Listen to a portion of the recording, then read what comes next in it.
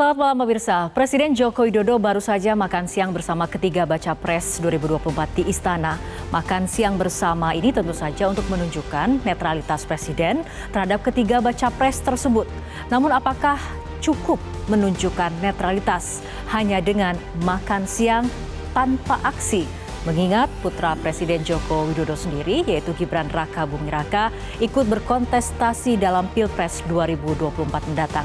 Inilah yang akan kami sajikan dalam editorial malam hari ini. Pembuktian netralitas tidak sekedar makan siang. Bersama saya Fitri Megantara.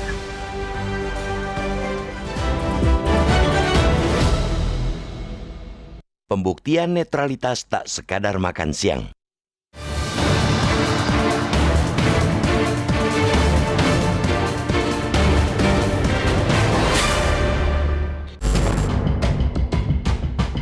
Siang tadi, Presiden Joko Widodo mengundang Anies Baswedan, Ganjar Pranowo, dan Prabowo Subianto untuk makan bersama di Istana Kepresidenan Jakarta.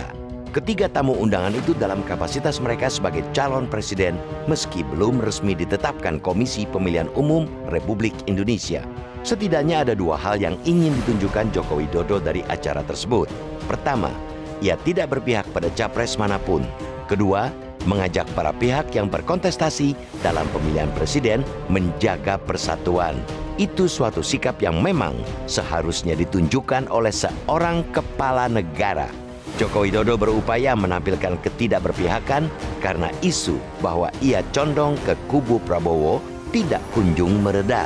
Malah tudingan tersebut makin kuat ketika putusan Mahkamah Konstitusi memuluskan jalan putra sulungnya Gibran Raka Buming Raka untuk berpasangan dengan Prabowo sebagai calon wakil presiden atau cawapres. Belakangan tudingan keberpihakan Joko Widodo ikut dibumbui isu PDIP yang ingin bermain dua kaki. Hal ini karena PDIP tidak berani memecat Gibran sebagai kader, lebih-lebih mengultimatum bapaknya alias Joko Widodo yang lahir dan dibesarkan oleh PDIP. Joko Widodo bak playmaker tanpa tanding. Akan tetapi, jelas tidak menguntungkan bagi kepentingannya bila publik terus-menerus mengasosiasikan langkah-langkahnya dengan dukungan terhadap Prabowo Gibran. Di situ perlunya mengadakan acara makan siang bertemakan ketidakberpihakan. Saking pentingnya acara tersebut, sampai-sampai Joko Widodo mendahului KPU.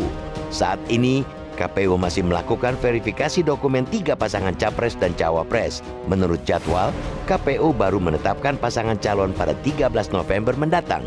Artinya, bisa saja ada pasangan calon yang dibatalkan KPU, walaupun kemungkinannya sangat kecil.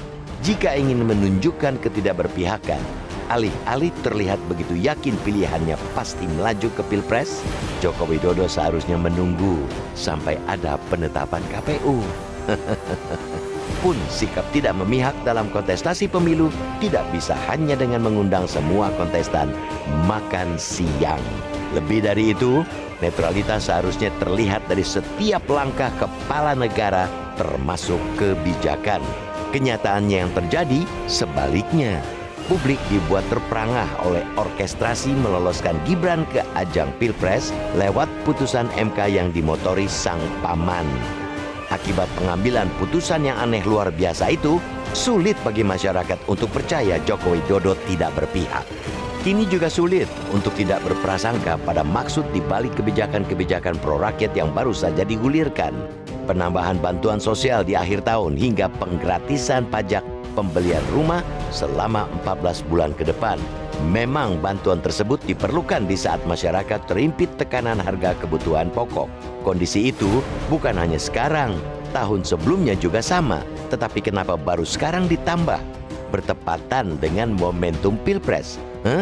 Problem backlog atau kekurangan ketersediaan hunian yang terjangkau untuk masyarakat, khususnya menengah ke bawah, juga masalah klasik. Pemerintah sudah memberi diskon pajak pembelian sebanyak 50% sejak tahun lalu. Kini digratiskan dan digulirkan pas setelah pendaftaran bakal capres dan cawapres. Bahkan para ekonom dan pengamat politik sudah tidak merasa heran dengan penyaluran bantalan sosial yang ditunggangi kepentingan elektoral. Meminjam adagium dari negeri Paman Sam, Tidak ada makan siang yang gratis. Ada suara rakyat sebagai imbalan.